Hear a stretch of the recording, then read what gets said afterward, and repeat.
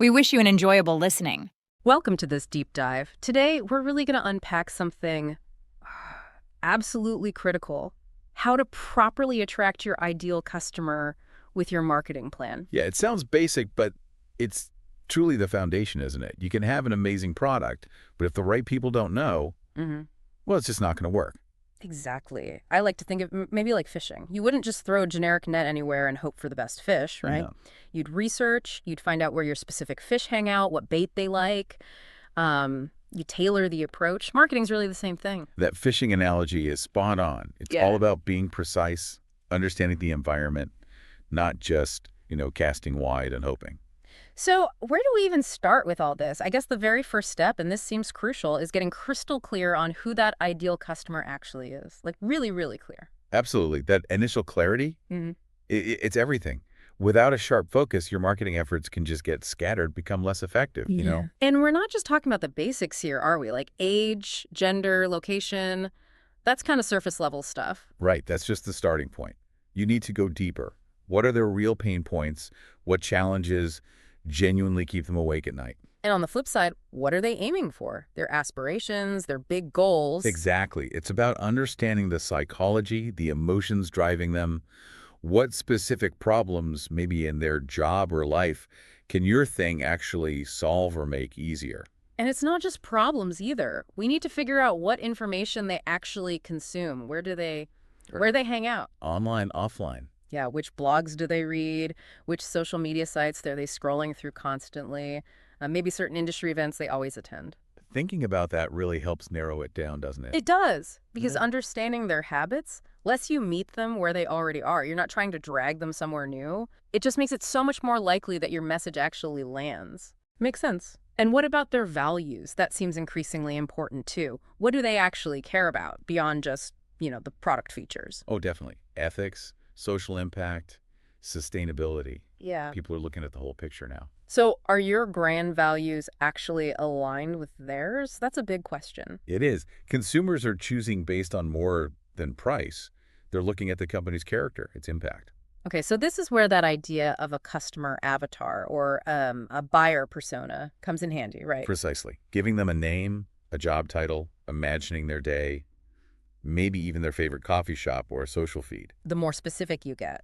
The better you understand their world, it forces you to think about them as a real person, not just a demographic bucket. It turns that vague idea into someone tangible with real needs and preferences. Right. Okay, so let's say we've done that. We've painted this detailed picture now. How do we actually get their attention? How do we connect? Well, once you have that clear picture, the next step is figuring out where these people gather. Where do they spend their time? Online communities, maybe? Forums? Following certain influencers? Exactly. Or reading specific niche magazines or websites.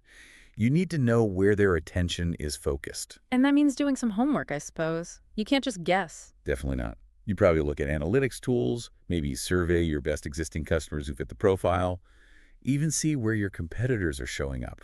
Competitor analysis. Good point. And don't underestimate just talking to your current customers.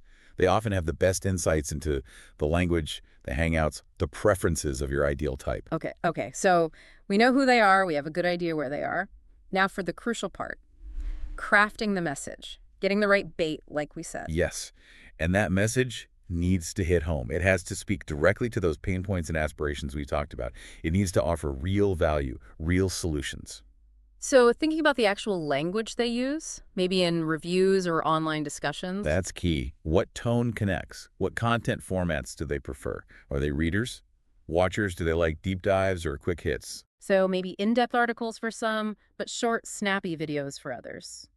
Or perhaps webinars or case studies. Absolutely. You tailor the format, not just the topic. Someone on TikTok needs something very different from someone reading a detailed industry report. It seems obvious, but it's often missed. Yeah. And the message itself has to scream benefit, right? Not just feature. How do you solve their problem? How do you help them get what they want? It really boils down to empathy, doesn't it? Mm-hmm. Showing them you get their situation and you genuinely have something valuable that can make a difference for them. Which leads us nicely into picking the right channels. If you know where they are, you can be smart about where you show up. Exactly. Be strategic, highly targeted. If they're professionals seeking insights, maybe LinkedIn is your primary playground. Right. Or if they're looking for visual inspiration, then Instagram or Pinterest might be the place. hmm And if they're actively searching for answers to specific problems, well then SEO, getting found on Google, and maybe targeted Google ads become really important. And it sounds like you shouldn't try to be everywhere at once. Oh, definitely not. Don't spread yourself too thin. It's usually much better to focus your energy on one or two key channels where they are most active and engaged. Hmm. Quality over quantity for sure. That makes a lot of sense. Focus the resources where they'll have the most impact. Precisely. Maximize your impact and avoid wasting time and money on platforms where your ideal customer just sits. Okay, so let's quickly recap the core steps here. Mm. First, you really deeply understand who that ideal customer is. Get that clarity. Second, figure out where they actually spend their time and attention. Pinpoint their location, digitally or physically. Find their watering holes, so to speak.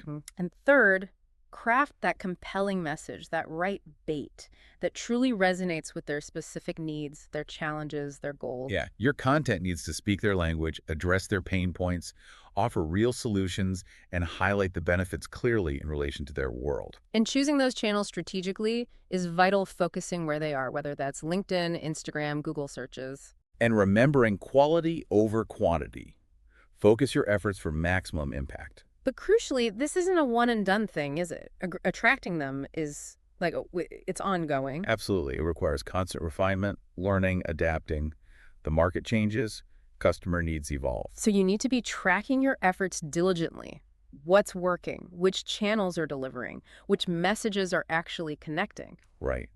Analyze those results. Be prepared to tweak your strategy, adjust your tactics based on the actual data you're seeing. That data-driven approach seems essential for making sure you're not just throwing marketing budget into the wind. Exactly. It optimizes your spend and keeps you focused on what's most effective. Now we have to remember the whole marketing landscape is always shifting too, right? Along with customer needs. Constantly. So that commitment to continuous learning, trying new things, refining your approach, that's absolutely crucial for long-term success. Yeah, it really is an ongoing journey, isn't it? Understanding and connecting with that ideal customer. It really is.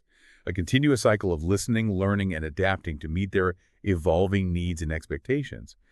Something interesting to think about further might be, how will emerging tech, like AI maybe, change how we build and maintain these relationships in the future? That could be a whole other deep dive.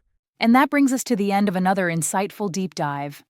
I hope you're walking away with some solid strategies to reel in those perfect fit customers for your business. Remember, understanding your ideal customer is the bedrock of effective marketing.